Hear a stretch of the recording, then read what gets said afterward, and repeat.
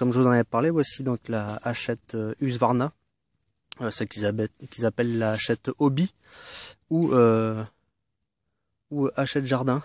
Ça dépend en fait. Hobby c'est plus sur les pays anglo-saxons, et en France ils appellent ça Hachette loisir, loisir jardin en fait.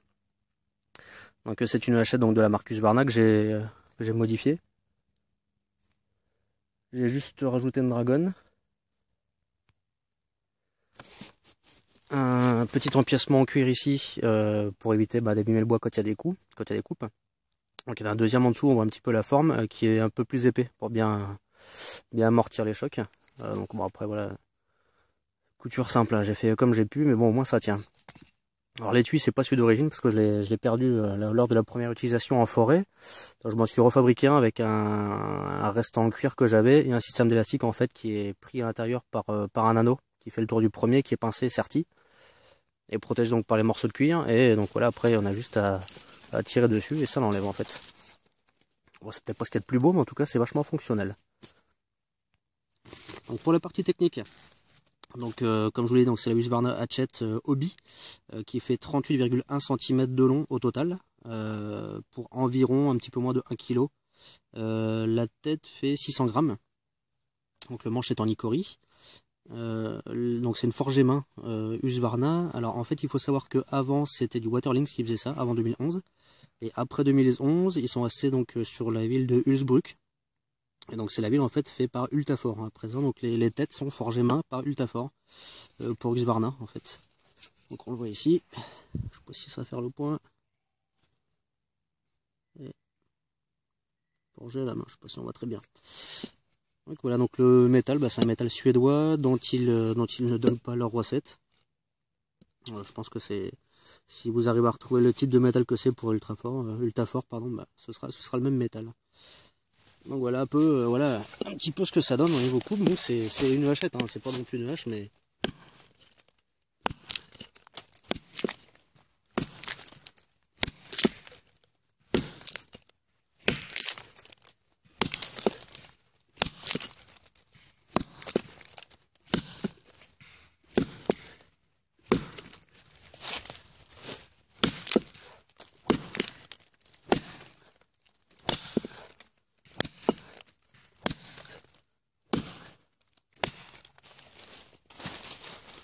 petite hachette, mais ça fonctionne bien.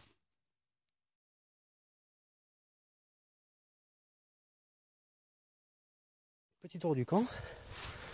Donc le pare-feu, environ un bon mètre de haut on va dire.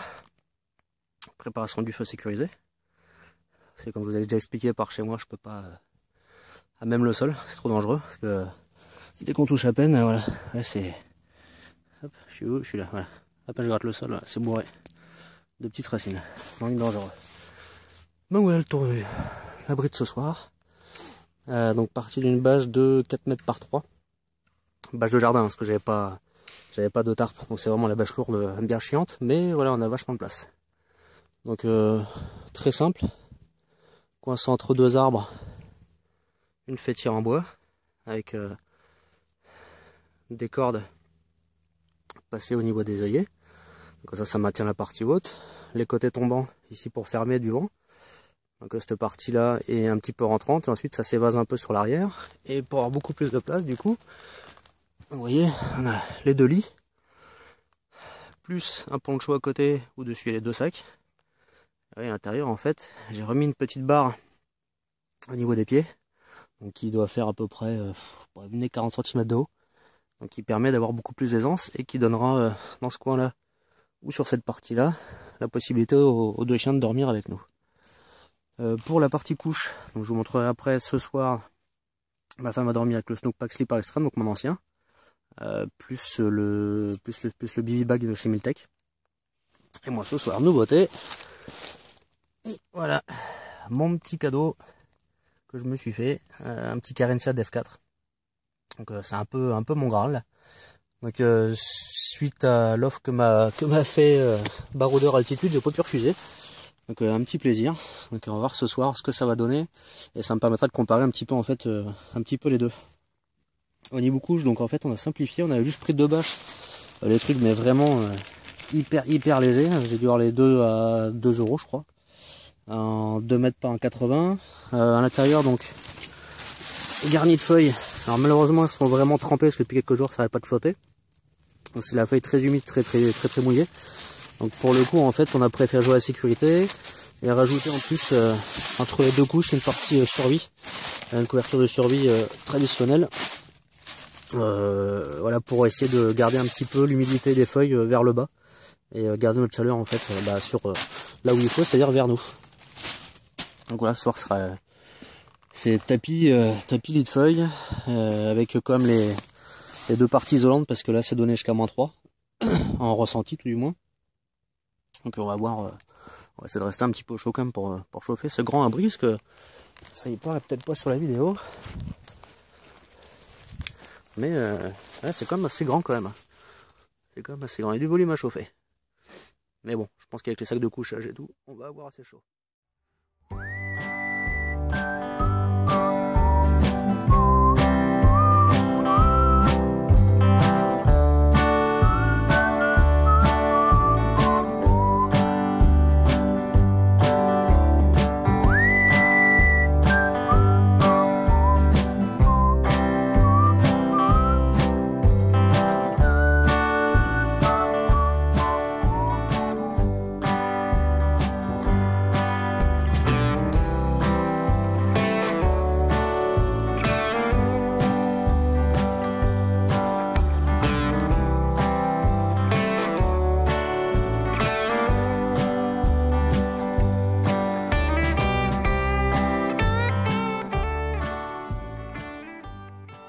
Voilà donc le campement en fait on l'a basé, je sais pas si vous voyez à peu près là-bas. Vous voyez ma femme qui est en train de couper le bois. Donc là on a un étang ici qui est assez grand avec une forêt de pins qui est à l'arrière. Et entre deux il y a une toute petite partie où on peut passer qui est très marécageuse. Et toute cette partie là en fait, c'est pas pour rien que je me suis mis là-bas. C'est toute cette partie là en fait c'est un endroit un petit peu un abreuvoir en fait pour tout ce qui est sanglier, chevreuil. Il y a énormément de traces ici, hein, que ce soit des crottes de chevreuil ou les arbres rongés. Donc là je pense que dans la soirée ça va être sympa à voir ça. Okay, je vais jeter un coup d'œil un petit peu plus là-haut, un petit peu plus par là-bas, parce que je sais qu'ici il y a le petit ruisseau qui coule là, qui alimente l'étang. Bon, je vais voir là-bas ce que ça donne un petit peu là. On s'y retrouve.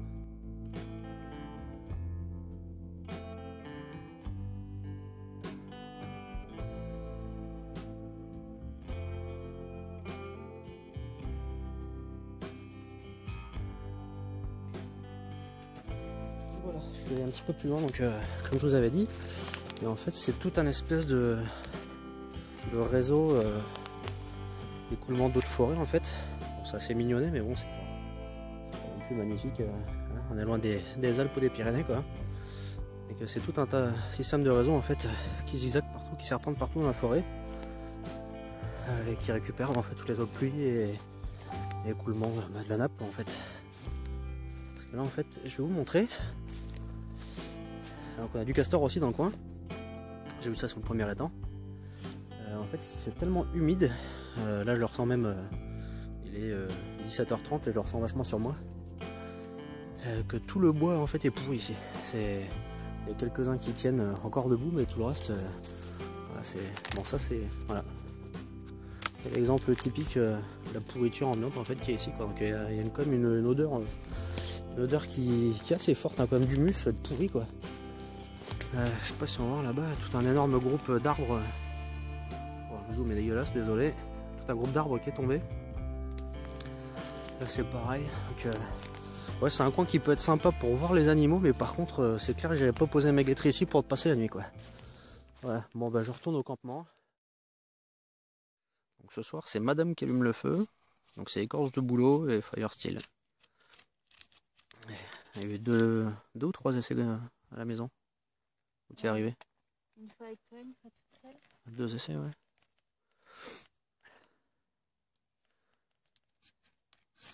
La pression de la vidéo.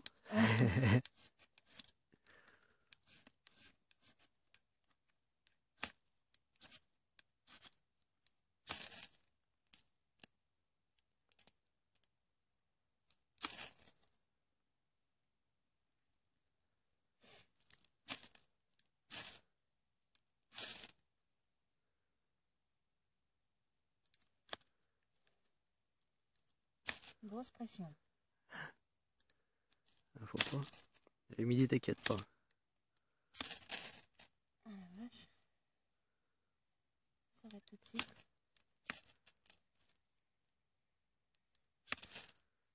C'est 13 petites pots de boulot.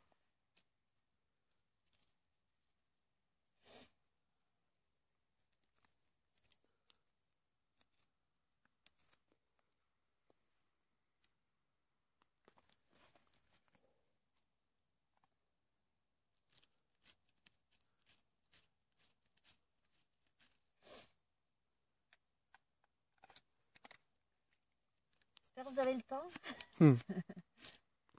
Coupera au montage. Ah. Ah bah voilà, parfait. Vas-y, pose sur le bûcher.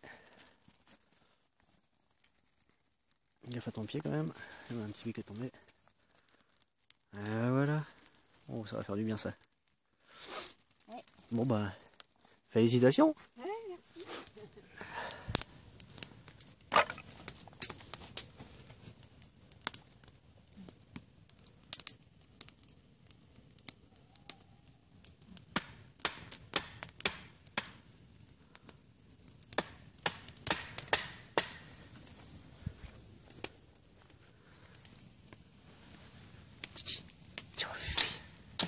Ciao Fifi. Oh. Alors, au menu ce soir, c'est un de nos coques maison. Donc on va faire à la broche, Si j'arrive à le... à l'embrocher.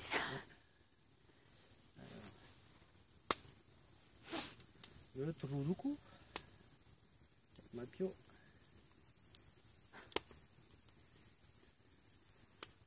Voilà. Je dirais pas que c'est le coup. Par contre, forcément j'ai pris le plus haut côté. Désolé.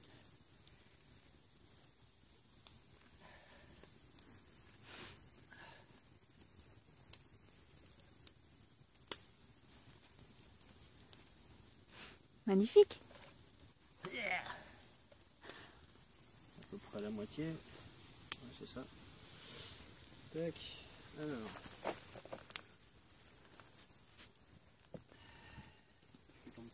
Les épices, on les mettra après. Ouais, on va les faire couler doucement dessus. Il a bien coulé. Hein. Il y a eu chaud dans son sac.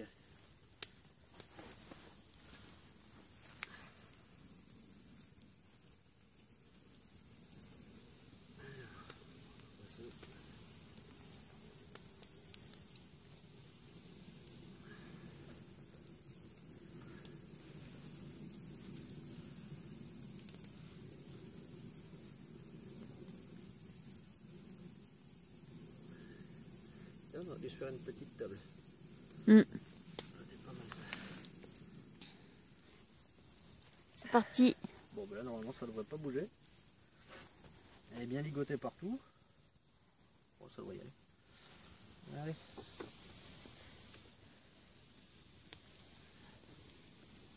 On va remettre un peu de... Ouais, ça va être pas mal.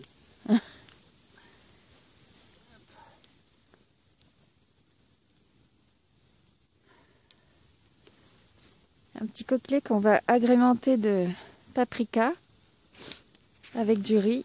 Ouais, il y a un sachet. Ouais. Ouais, c'est pas fait maison pour le sachet, désolé. Hein. Trempé. Bon bah, dans 1 heure tu dis? À peu près, oui. Peut-être un peu moins, c'est un coquelet. Mais... Bon bah on en reparle dans 1 heure alors.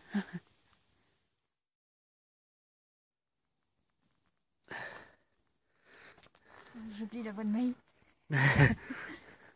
Tu filmes là? Ah c'est que j'ai oublié de mettre le flash.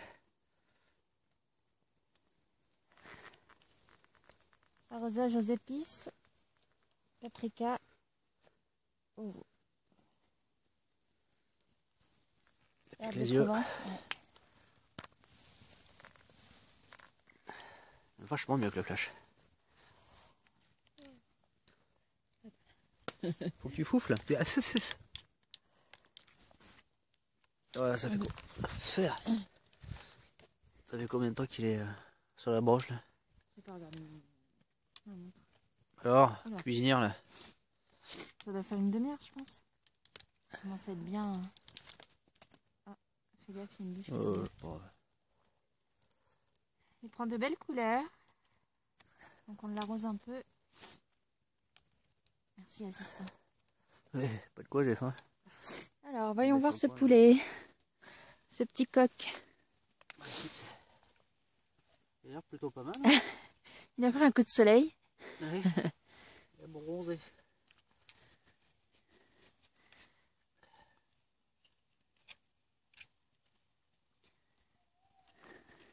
La partie est plus délicate. Je vais virer le bâton maintenant sans le faire tomber.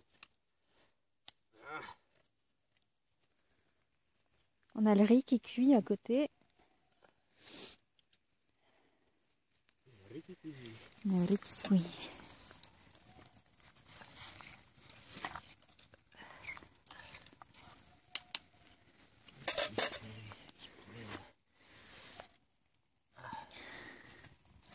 Bon, j'ai compris. De ce côté. Ouais, il va pas sortir par là.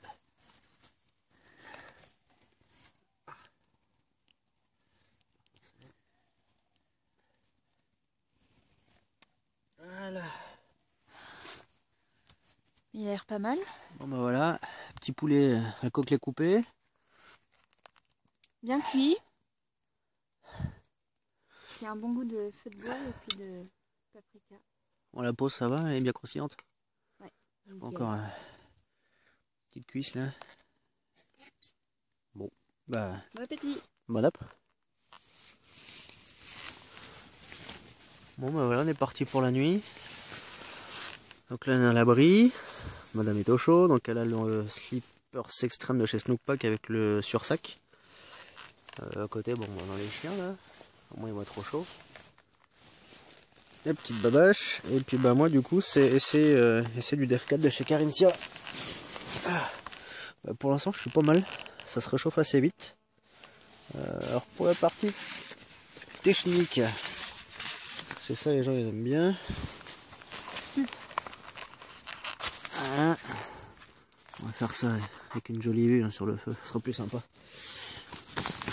Alors, hop, un petit peu de lumière s'il vous plaît. Voilà, donc pour le Snookpack Slipper, donc c'est un 3 saisons, donc 100% nylon ripstop. L'intérieur c'est un nylon super soft.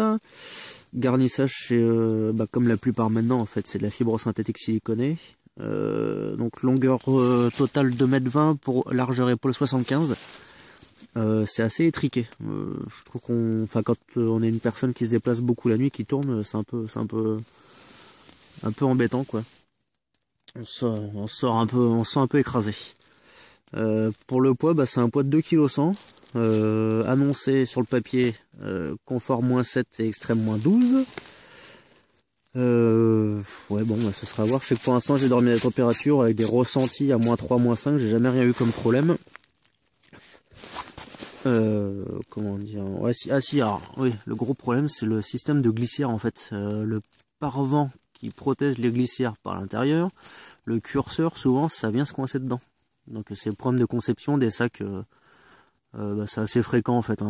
Tout ce qui est Décathlon, les sacs de ce genre là avec Eshua, c'est la même problématique, donc s'il y a deux défauts à ce sac là, ouais, je vais pas l'oublier, c'est l'histoire de la pochette à l'intérieur, quand on va mettre son téléphone ou ses lunettes.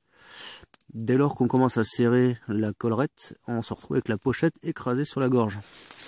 Pochette en fait qui est mal placée tout simplement, mais bon, elle a quand même le mérite d'être là comparée justement au Def 4 de chez Carinthia, donc c'est un sac 3 saisons aussi. Extérieur c'est le type Shellproof microfibre imperméable. Doublure intérieure, donc c'est une double cloison de garnissage G-Loft, donc c'est un système en fait enfin c'est siliconé en niveau du tube. Et ça reprend en fait le principe des plumes. Donc apparemment ça a l'air d'être un petit peu mieux. Le poids il est un peu plus léger, il fait 1,850 kg pour la version L, donc celui que j'ai, et 2 kg pour la version XL. Donc le XL fait 2,30 m pour le L, 2,15 m en fait. Température de confort, alors c'est Carinthia par contre il se foule pas trop. Alors en confort, -8,8. Allez savoir pourquoi. La limite de confort, 16,1. et l'extrême moins 36,6. Donc on peut largement spoiler les miches. Je suis entre la limite à moins 16 et la limite à moins 36. Hein. Ça dépend comment elle est constituée, s'il y a du vent, etc. Niveau encombrement, j'ai été extrêmement étonné. Il prend presque un petit peu moins de place que le Snook Pack, qui je trouvais déjà était pas trop mal compressé. Donc ça par contre je vous ferai une petite démonstration demain matin après la nuit. Donc voilà, bah écoutez, pour nous c'est l'heure du gros dodo. Donc on se retrouve demain pour la suite de la vidéo. Allez, bonne nuit. Salut à tous. Bienvenue dans mon studio cinéma hollywoodien. La bâche que vous voyez derrière, c'est celle dont on s'est servi hier soir pour faire l'abri. Là elle est en train de sécher dans mon atelier. Donc on a eu un petit souci en fait durant cette nuit. Je suis bien dégoûté d'ailleurs parce qu'en fait après donc la vidéo que vous venez de voir, le rush vidéo où on s'est mis au lit, on a été embêté par des tuffers. On les avait pas vu venir ceux-là. Voilà, donc en fait on s'est retrouvé, je sais pas à quelle distance ils étaient, mais pas extrêmement loin, donc on va dire 1 heure à peu près qu'on se soit couché, on commençait à peine à être bien, et d'un coup réveillé par la musique à fond, les boum boum, etc. Donc on a attendu, on a essayé de dormir quand même, on a essayé de voir si ça allait passer, si on aurait pu s'acclimater au bruit, et en fait non, parce que c'était vraiment très très proche, limite presque la rive en face de l'étang, même si c'est pas la réalité, mais vous savez que dans la forêt ça résonne pas mal. Donc pour le coup là on n'a pas réussi à s'endormir, on a une bonne migraine au bout de quelques heures. Donc on a essayé de lâcher l'affaire, de replier le camp et puis de rentrer dans la nuit en fait. Donc bien dégoûté, il y a pas mal de choses encore que je voulais vous montrer. Il y avait la partie encombrement justement des 2 sacs de couchage. Pardon. Je ferai voir ça dans une prochaine vidéo, il n'y a pas de problème. Il y avait aussi du montage, du vrai montage, parce que j'ai regardé mon matériel un peu comme Jules fait depuis quelques temps en fait. Donc tourne à gauche, plus une grosse mèche à bois, etc. Je voulais vous montrer un système de montage pour justement un abri en solide et rapide, donc avec des systèmes en fait de clavettes, de DAX, etc. En fait. Donc c'était un petit travail sympa que j'aurais bien voulu vous montrer ce matin, et du coup ce sera pour la prochaine vidéo je suppose. Voilà, sinon au niveau du retour, la nourriture géniale, ça c'est super bien fait. Niveau température, vraiment très froide, parce qu'on est reparti, c'était complètement gelé à terre. Il y avait beaucoup d'humidité. C'était vraiment, l'herbe elle croustillait quoi en fait, hein, donc c'était pas génial. Dès qu'on sortait des duvets, c'était l'horreur. C'est vraiment l'orgie, donc pour replier c'était vraiment sympa. Pour ma part, alors je suis parti au début dans le Dev 4, nickel.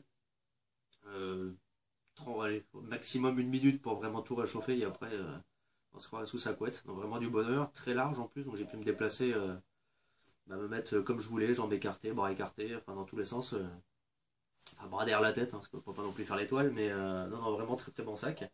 Ma femme, elle a eu très froid dans le slipper, donc elle a eu donc, le slipper extrême plus le sursac, plus je ne sais combien de couches de polaire sur elle et de pantalon. Elle a fini par la suite à prendre aussi le sac à viande, et ça passait toujours pas, donc je pense qu'il y avait surtout énormément de fatigue. Du coup on a inversé les sacs de couchage pour tester. Elle s'est un petit peu réchauffée, mais c'était pas encore ça dans le Dev 4, et moi du coup j'ai repris celui qu'elle avait, le système Bivibac plus slipper extrême, et j'avais pas froid du tout, donc je pense que ça venait vraiment de sa fatigue qui devait vachement y faire, parce qu'on a quand même beaucoup marché aujourd'hui et pas mal travaillé, je l'ai fait pas mal travailler quand même. Donc vu qu'elle n'est pas non plus habituée à me suivre dans les bois, à mon avis c'était beaucoup de fatigue. Voilà, écoutez, j'espère que cette vidéo vous aura plu, malgré la fin plutôt tristounette, inhabituelle. J'espère que la prochaine se passera bien mieux, et que j'aurai plus de choses à vous présenter. Voilà, à bientôt.